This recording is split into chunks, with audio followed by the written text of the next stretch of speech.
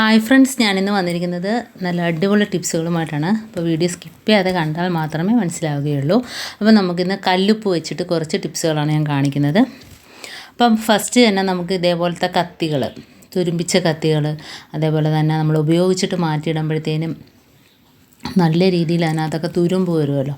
അപ്പം അങ്ങനെയുള്ള കത്തികൾ അത് നമുക്ക് ഇതേപോലെ കുറച്ച് കല്ലുപ്പിട്ട് കൊടുക്കുക. കത്തിയുടെ മുകളിലായിട്ട് കുറച്ച് കല്ലുപ്പിട്ട് കൊടുത്തിട്ട് നമ്മുടെ കയ്യിൽ വാടിയ നാരങ്ങ ഒക്കെ ഉണ്ടെങ്കിൽ അത് മാത്രം മതി കേട്ടോ. അതിൻ്റെ പകുതി മാത്രം മതിയാകും.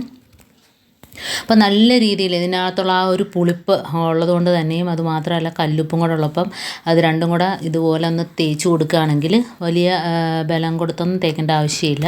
അപ്പോൾ ഇതുപോലെ തേക്കുമ്പം തന്നെ അതിനകത്തുള്ള തുരുമ്പിച്ച ആ തുരുമ്പിൻ്റെ കറയും അതുപോലെ തന്നെ കത്തി നല്ല രീതിയിൽ മൂർച്ച കൂടാനും ഒക്കെ സഹായിക്കും കേട്ടോ ഈ കല്ലുപ്പ്. അപ്പോൾ ഇതുപോലെ തന്നെ നമ്മുടെ കത്രിക ഉണ്ടല്ലോ, നമ്മളെ തുണി വെട്ടുന്ന കത്രിക, അതേപോലെ മീൻ കട്ട് ചെയ്യുന്ന കത്രിക, അപ്പോൾ ഇതൊക്കെ നമുക്ക് ഇതുപോലെ ക്ലീൻ ചെയ്യാം. ഇതിപ്പോൾ ഞാൻ ഇടയ്ക്കിടയ്ക്ക് ഇങ്ങനെ ക്ലീൻ ചെയ്യാറുള്ളത് കൊണ്ടാണ് കത്തി ഇത്രയും വെളുത്തിരിക്കുന്നത് കേട്ടോ.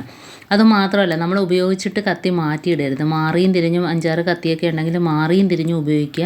നമ്മളൊന്ന് മാത്രം ഉപയോഗിക്കുകയാണെങ്കിൽ മറ്റുള്ള കത്തി അവിടെ കിടന്നതങ്ങ് തുരുമ്പിക്കും. അപ്പോൾ അങ്ങനെയുള്ള സമയത്ത് ഇതുപോലെ ഒന്ന് ചെയ്ത് കൊടുക്കുകയാണെങ്കിൽ കത്തികൾ നല്ല രീതിയിൽ വെട്ടിത്തിളങ്ങും കേട്ടോ. ആ തുരുമ്പൊക്കെ മാറിയിട്ട് ഇതിപ്പോൾ ജസ്റ്റ് ഇതേപോലെ ഒന്ന് തേച്ച് കൊടുക്കുന്നത് മാത്രമേ ഉള്ളൂ. ഇതിപ്പം ഞാൻ ഒരു ടിഷ്യൂ പേപ്പർ വെച്ച് ഒന്ന് തുടച്ച് കാണിക്കാം. അത് അന്നേരം അറിയാം അതിനകത്തുള്ള ആ ഒരു ഇരുമ്പിൻ്റെയൊക്കെ കറ പോകുന്നത് കേട്ടോ.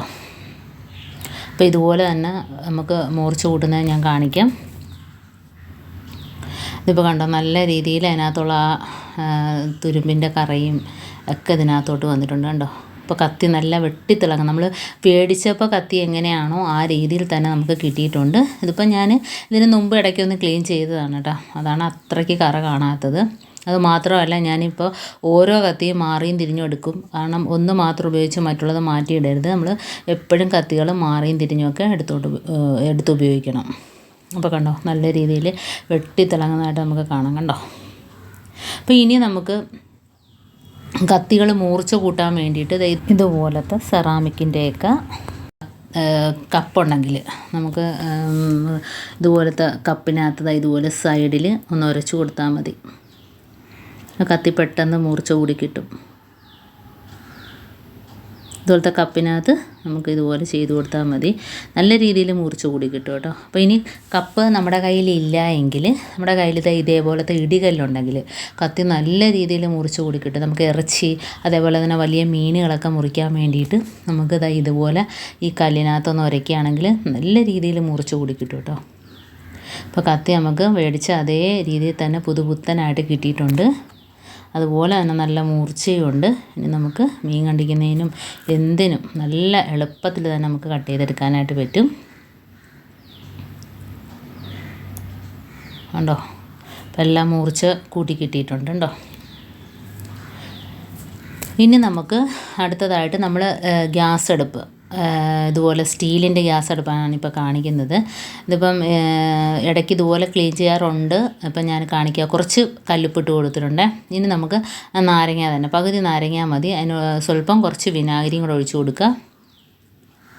സ്വല്പം വിനാഗിരി മാത്രം മതി കേട്ടോ. അപ്പം ഈ സ്റ്റീലിൻ്റെയൊക്കെ ഗ്യാസ് അടുപ്പ് അതൊക്കെ നല്ല വെട്ടിത്തിളങ്ങും. ആ ഒരു ഭാഗം ഉണ്ടോ നോക്കിക്കോളണം. ഞാനിപ്പം വീഡിയോ ഒരുപാട് ലെങ്ത് ആക്കുന്നില്ല. കാരണം ആ തട്ടൊക്കെ ഊരിയിട്ട് ക്ലീൻ ചെയ്യുകയാണെങ്കിൽ ഒന്നുകൂടെ നല്ല രീതിയിൽ നമുക്ക് കാണിക്കാനായിട്ട് പറ്റും. ഇതിപ്പം ഞാൻ വീഡിയോ ഒരുപാട് വലിച്ച് നീട്ടുന്നില്ല.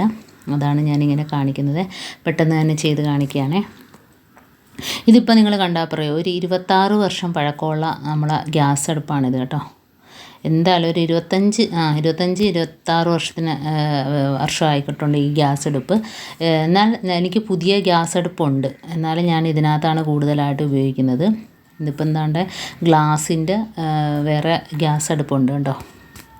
എന്നാലും ഞാൻ കൂടുതൽ ഉപയോഗിക്കുന്നത് സ്റ്റീലിൻ്റെയാണ്. കാരണം അതിൻ്റെ സ്റ്റാൻഡുകളൊക്കെ നമ്മളിടയ്ക്ക് ചീത്തയായപ്പം മാറ്റിയിട്ടുണ്ട്. പക്ഷെ അടുപ്പിന് ഇന്നേ ഒരു പ്രശ്നമില്ല കേട്ടോ.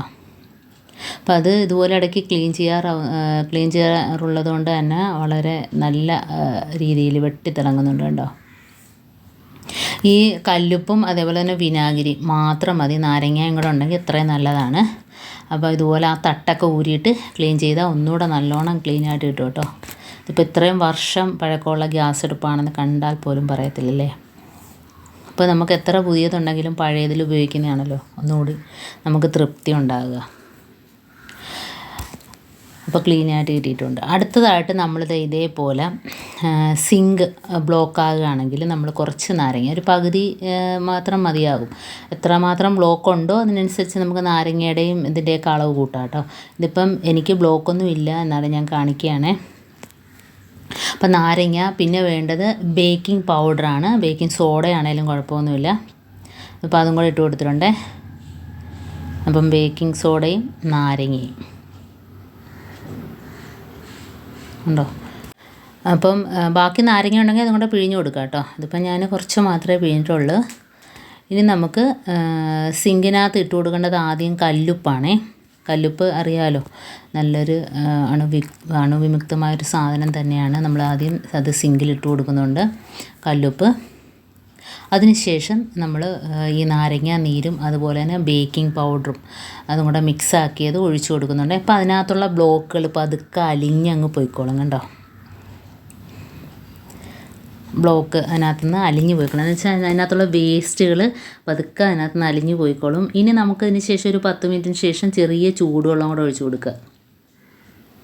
ഇപ്പോൾ ചെറിയ ചൂടുവെള്ളം കൂടെ ഒഴിച്ചു കൊടുക്കും. ചൂടുവെള്ളം ഇടയ്ക്കൊക്കെ ഒഴിച്ചു കൊടുക്കുന്നത് നല്ലതാണ്. ചൂടുവെള്ളം എന്ന് പറഞ്ഞാൽ നല്ല കടുത്ത ചൂടല്ല, ചെറിയ ചൂടൊക്കെ ഒഴിച്ചു കൊടുക്കുകയാണെങ്കിലും അതിനകത്തുള്ള ബ്ലോക്കൊക്കെ അലിഞ്ഞു പോയിക്കോളും. ഇനി നമുക്ക് ആ സിങ്കിന് ചുറ്റുമുള്ള ആ കറ, അഴുക്ക്, കാരണം അതെത്ര സോപ്പിട്ട് തേച്ചാലും സ്ക്രബ്ബറിട്ട് തേച്ചാലും അതിനകത്ത് പിടിച്ചിരിക്കുന്ന ആ ഒരു സൈഡിലത്തെ കറയുണ്ടല്ലോ, അത് ഈ നാരങ്ങയും കല്ലുപ്പും വെച്ചിട്ടൊന്ന് തേച്ച് കൊടുക്കുക.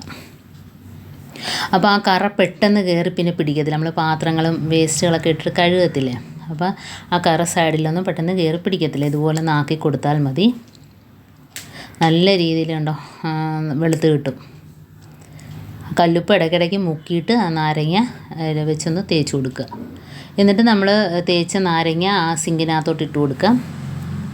അപ്പോൾ അതിനകത്ത് വരുന്ന സിങ്കിൽ നിന്ന് വരുന്ന ചെറിയ പ്രാണികൾ, ചെറിയ പാറ്റ കുഞ്ഞുങ്ങളൊക്കെ രാത്രി സമയത്തൊക്കെ കയറി വരാറുണ്ടല്ലോ. അപ്പം അതിൻ്റെ ശല്യമൊക്കെ ഒഴിവാക്കി കിട്ടും. ഇപ്പോൾ നമ്മുടെ സിങ്ക് നല്ല രീതിയിൽ വെട്ടിത്തിളങ്ങുന്നതായിട്ട് നമുക്ക് കാണാൻ പറ്റുന്നുണ്ട് കേട്ടോ. അപ്പോൾ പെട്ടെന്ന് കറയൊന്നും കയറി പിടിക്കത്തില്ല, അതാണ് ഇതിൻ്റെ പ്രത്യേകത. അപ്പോൾ ഇന്ന് കാണിച്ച ഈ ടിപ്സ് നിങ്ങൾക്ക് ഇഷ്ടമായിരിക്കുന്നു.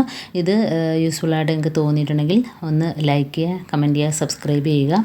അതുപോലെ ബെല്ലൈക്കൺ എനേബിൾ ചെയ്യാനും മറക്കരുത്. എന്നാൽ മാത്രമേ ഞാനിടുന്ന ഓരോ വീഡിയോസും നിങ്ങളുടെ മുമ്പിൽ നോട്ടിഫിക്കേഷനായി എത്തുകയുള്ളൂ. അപ്പോൾ ഇനിയും ഇതുപോലുള്ള നല്ല നല്ല ടിപ്സുകളുമായിട്ട് വീണ്ടും കാണാം. അതുവരേക്കും താങ്ക്സ് ഫോർ വാച്ചിങ്.